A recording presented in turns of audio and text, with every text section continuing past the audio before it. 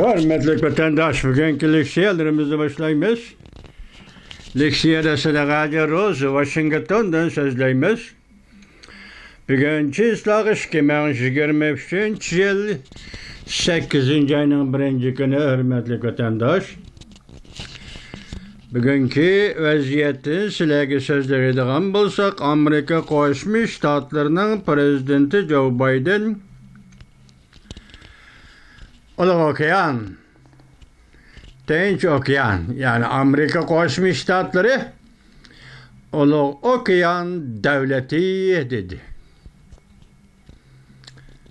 Bunu endi halkılık peytle torbeti ilan kılganda Amerika Koşmuş Ştatları Cünguni bütünlüğü korşavga elip bulup Amerika Uluq Okyan, yani Tinç Okyan devleti dedi. Ondak dimizdi dedi dep halkılık peytle ispatlaştığına ait yok. Amerika Koşmuş Ştatları esli tabii halda Uluq Okyan devleti vatandaş. Bırak hazır halkılık peytlerine bunu tekislavatgını Qorşavga elip bulup bunu Prezident Joe Biden ilan kıldı dep tekislavatgını yakından biri Cüngü Kompartiyasının karı niyeti de Amerika Koşmuş Ştatlarını Uluq Okyan rayonidan çıkarıp etiş. Uluq Okyan rayonini Cüngü Kompartiyası başquradigan yoki tizginlaydigan rayonga aylantirish. Şuңlashqa bu yerda halkılık paytda şunu to'g'rilab turib, bugun Cüngüni Amerika Qo'shma Shtatlari Qorşavga elib bo'lib, buni e'lon qildi deydi. Endi keyin bugungi sizlarga so'zlaydigan leksiyamizning mavzusi mundaq vatandosh. Bu mavzu oxirida so'zlaymiz. Mavzu mundaq: samimiy, amaliy, natijaga boy o'tkazilgan suhbat Amerika bilan Cüngü yuqori qatlamda xizmat suhbati o'tkazdi. Mavzuli xabar 8. ayning 1. kuni Amerika ovozining Xitoy til programmasi e'lon qilindi. Xabar bundaq boshlandi. Xizmat suhbati. Diqqat vatandosh. Demek bu yerda bunu da biz nimini düşünümüz işler orunlaştırıp bolundu. Söhbetler ötküzüp bolundu. Endi kol selip işleydiği vakit geldi. Bunun kayniga dajıvelişnin, keçiktirişnin, yoki söhbetni kayniga tartışnin, makanını kolga keltirişnin sörürüyeti yok. Çünkü Kompartiyası olturun. Endi hizmet üstüde söhbetleşimiz. Haber mundaq başlandı. Amerika Qo'shma Shtatlari Aqsaray ve Amerika Qo'shma Shtatlari Davlat Mahkemesi Cüngü ve Asya Tinch Okyan işleri bo'yicha yuqori darajalik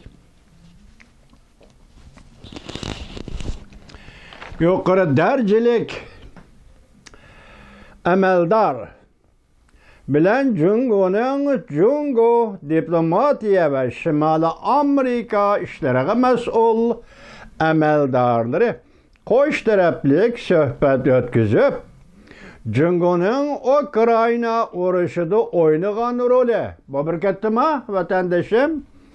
İkincisi Tayvan bo'g'ozi masalasini muhokama qildi. Qachon bu? 7. ayning 31. kuni bo'lyapti mu? Ukrayna meselesinde yak urushida Cüngü'nün tutgan meydanı oynagan roli ve Tayvan bo'g'ozi meselesini muhokama qildi. Amerika Qo'shma Shtatlar Davlat Mahkemesi 2023 yıl 7. ayning 31. kuni yarim kechada bayonot e'lon qilib, bayonotda mundaq ko'rsatdi. Sharqiy Janubiy Osiyo Tinch Okyan ishlariga mas'ul yordamchi Davlat ishlar kotibi Daniel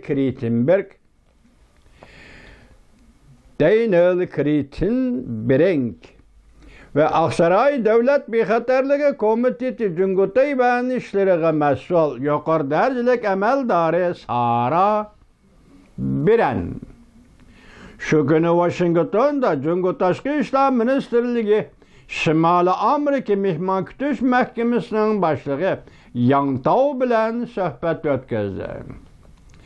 Bayanatı mındak görüştüldi. Bu söhbet alaqı münasibet yollarının ravallığını saklaş, iki taraf münasibetini mesuliyetçallık bilen başkuruş, yoladı devamlı.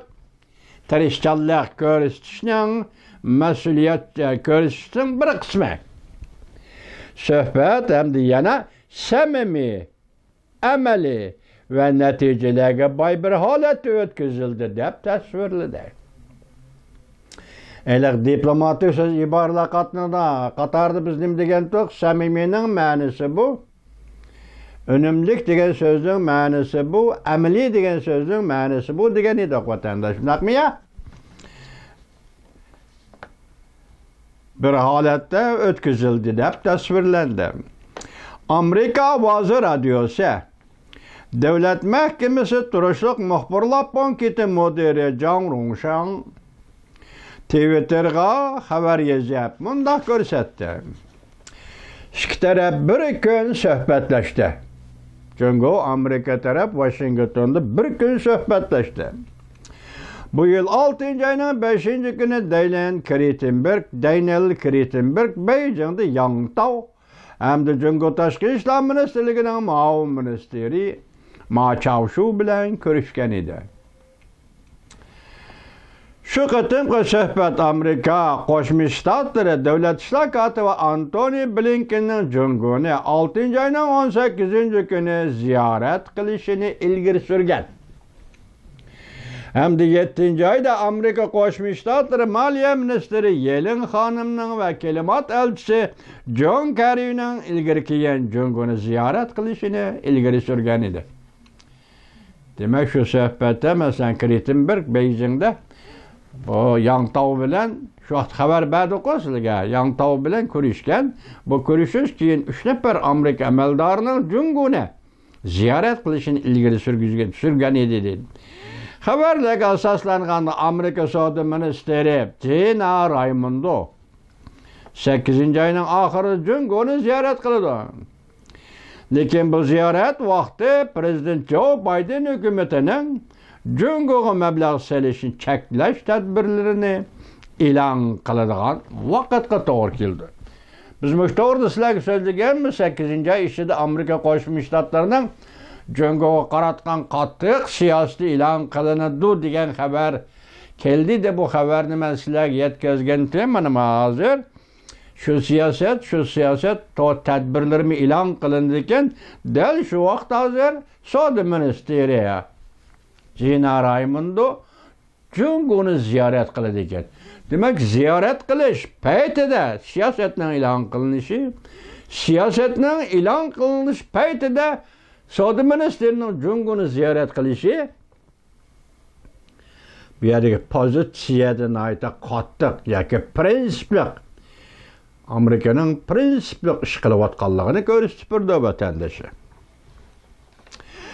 Devlet İşler Katibi Antony Blinken mundaq ko'rsatdi. Amerika keskin raqobatchida Cumhuriyet bilan tezlikda birga turishning yo'llarini izlanishi kerak. Amerika bilan Cumhuriyetning ichki davlat munosabatini mas'uliyatchan tizginlash majburiyati bor har ikki davlatning. Balki ichki davlat o'rtasidagi ixtiloflarni taraqqiy qilib to'qinishga aylanib ketmasligi uchun Eçilgan yollarda bevasıta uçuruşunu kapalatga ega qilish lazım. Devlet İşler Katibi Antony Blinken Cumhuriyet'ni ziyorat qilgan mezgilda shu chog'da Cumhuriyet'ning Tashqi ishlar ministri Qin Gangni Amerikani ziyorat qilish taklif qilgan edi. Janozma Devlet İşler Katibi Antony Blinken Beijingni ziyorat qildi shu chog'da Qin Gangni Amerika'nı ziyaret qilishga taklif qilgan edi. Bu 6. ayının 18. günü yuz bergan vatandaşım. 6. ayının 25. günü, shundan keyin 6. ayının 25. günü Qin Gang g'oyib bo'lib ketdi, Tashqi ishlar ministri. Shu vaqtda Antony Blinken Qin Gangni Amerikani ziyorat qilishga taklif qilgan. ziyorat qilishga taklif qilayotgan mushundoq bir paytda Jungoning tashqi ishlar ministri Chingang g'oyib bo'lib ketdi desa, bu yerda jumlani selishtirishdan chiqargan ma'noyaki siyosat nima, vatandoshlar? Amerikaning yuqori darajalik amaldori taklif qildi Chingangni, lekin Chingang 10 kundan keyin 7 kundan keyin Xitoyning tashqi ishlar ministri Chingang g'oyib bo'lib ketdi. 7-oyning 25-kuni kelganda Jungo Kompartiyasining xalq vakillar qurultayi Chingangni amalidan elib tashildi. Avvalgi minister Wang Yini Jungo tashqi ishlar ministerligi yana ministri qilib qaytadan tayinladi. Bu to'g'rida so'zildi, sizlarga bir ikki qatim so'zildi.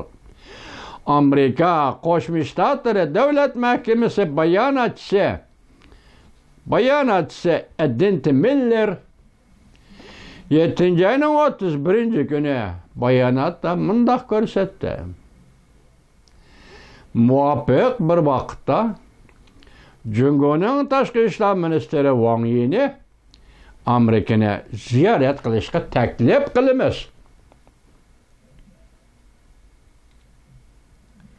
Chingangni taklif qildi Amerika Qo'shma Shtatlarining yuqori darajalik amaldori. O 7 kun ichida shundan keyin g'oyib bo'lib ketdi.